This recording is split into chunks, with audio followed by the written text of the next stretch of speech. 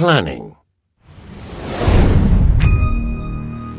In this module, we will examine how to prepare for and deal with an emergency and take a further look at some aspects concerning an individual's fitness to dive. Preparing for an emergency. A rescue, even if it is conducted by experienced divers, can fail if it is not well organized.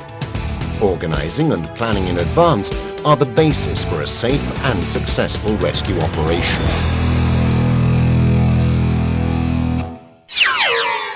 Advanced planning and organization means gathering together all the necessary information. For instance, how far is the dive site from the road or shore, particularly if you are using a boat, or what emergency rescue services are available in that area in case of a diving incident.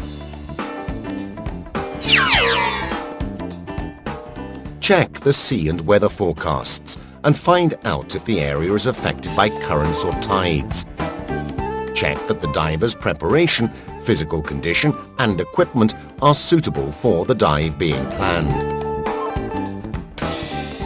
Draw up a list of useful telephone numbers and other necessary information needed for making an emergency call and place a copy near the radio and another inside the first aid kit, together with an up-to-date list of the nearest operational hyperbaric chambers.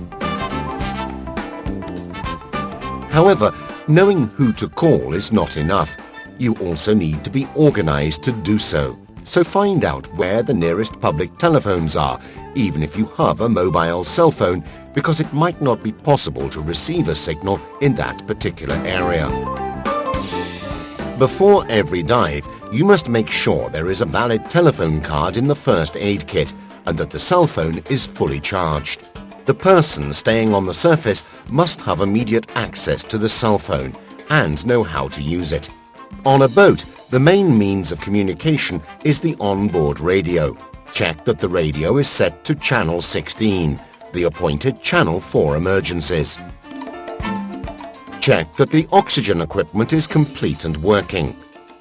Administering oxygen requires special training, and your instructor will be able to give you other information regarding the local laws so as to avoid any legal problems concerning its use. The first aid kit must be kept in a cool, dry place, preferably dark and dust-free, which is immediately accessible and known to everyone. Remember that in many countries, only qualified doctors or paramedics may use certain equipment and give medication to others. This may be because of the skill required or for legal reasons.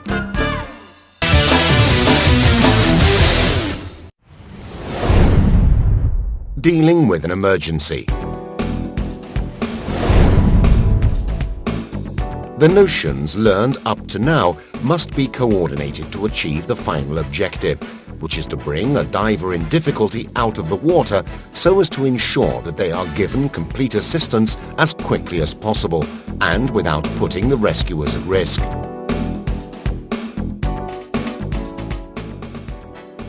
Act quickly never appears in the first place in the orders of priority.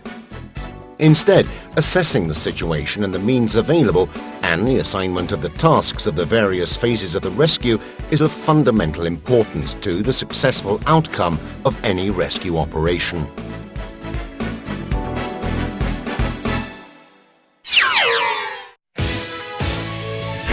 The first phase is that of assessment, during which you must examine the gravity of the situation, the environmental conditions, the people present, and the means available. Also consider all the possible complications that could arise during the rescue operation.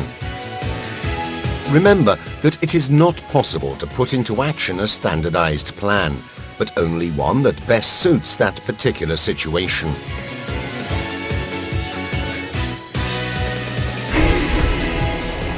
The second phase consists of assigning the tasks. Divide the tasks on the basis of each person's individual skills, on their knowledge, and their ability to keep their emotions in check. When assigning a task to someone, do it while looking them in the eyes and calling them by name. Use clear, simple phrases. Make sure that the instructions have been understood, maybe by getting that person to repeat them, and only assign tasks that you know the person is able to carry out. Remember that an agitated person in a group is always a source of confusion. If a participant in the rescue is particularly excitable, assign them a simple task. Assign the various tasks in a logical order. Set up a lookout. Contact the emergency services. Deploy a marker buoy or float. Form the surface rescue teams. Form the rescue diving teams. Prepare the emergency kits. Prepare an area of the boat for the recovery of the casualty and eventual first aid treatment, and arrange for the casualty's equipment to be recovered. The third phase is to coordinate and determine the phases of each operation. Establish how to communicate with the surface teams and how to communicate the finding of a missing diver to the teams underwater, and coordinate the steps for recovering the casualty onto the boat.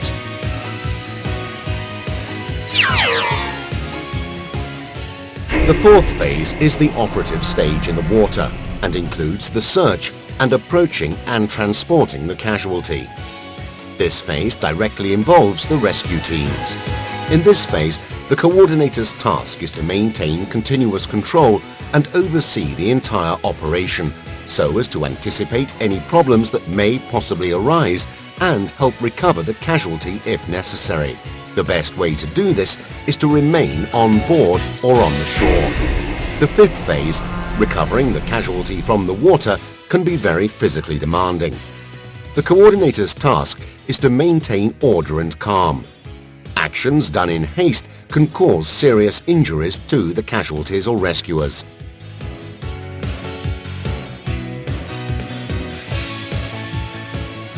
The sixth phase consists of giving first aid treatment to the casualty, and this can only be carried out by those who have received suitable training in CPR and first aid techniques.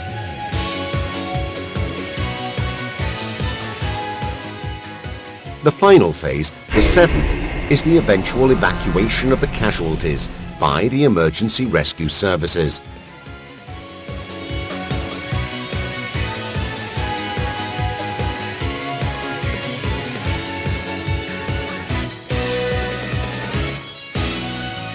It is important to give the rescuers a short report of the incident, which should include the time of the alert, the type or supposed type of incident, the casualty's condition at the time of being found, and an account of the first aid treatment given.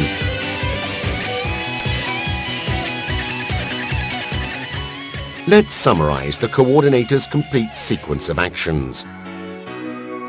Assess the scene, situation, conditions, people, means, and possible methods. Assign the tasks on the basis of each person's ability, knowledge, and their control of their emotions. Give precise instructions for the coordination of all the participants. Coordinate operations in the water. Organize for the recovery of the casualties from the water.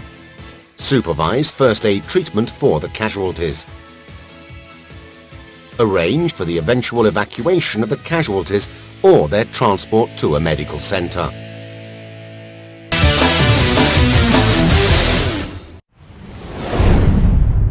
Fitness to dive. As for any other sporting activity, there are also contraindications to diving. These contraindications can be psychic or physical.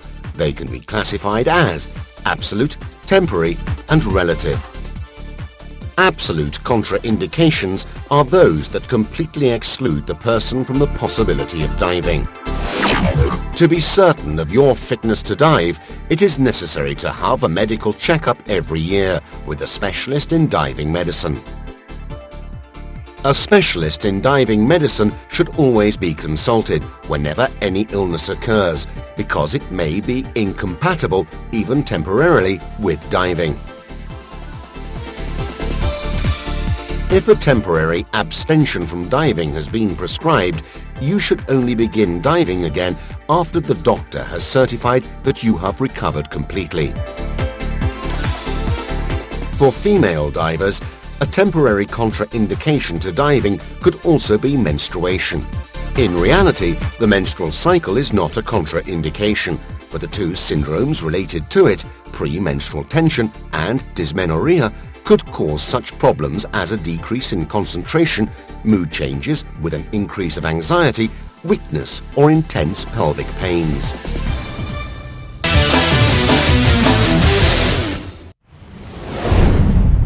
The use of medication and drugs.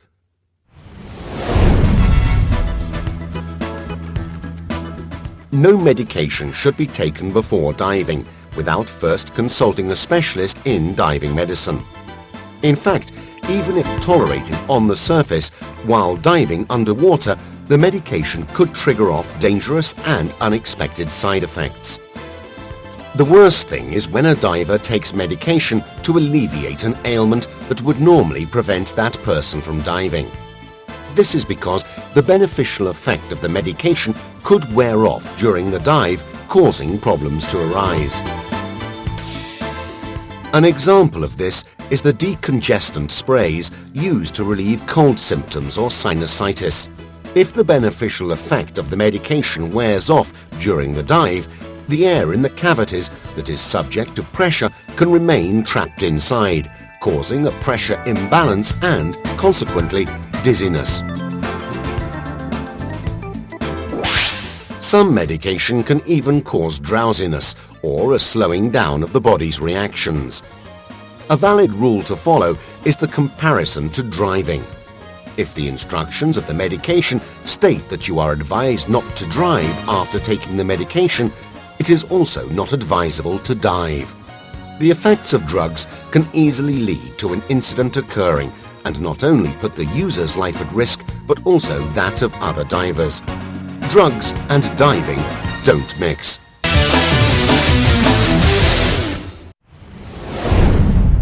Alcohol and smoking.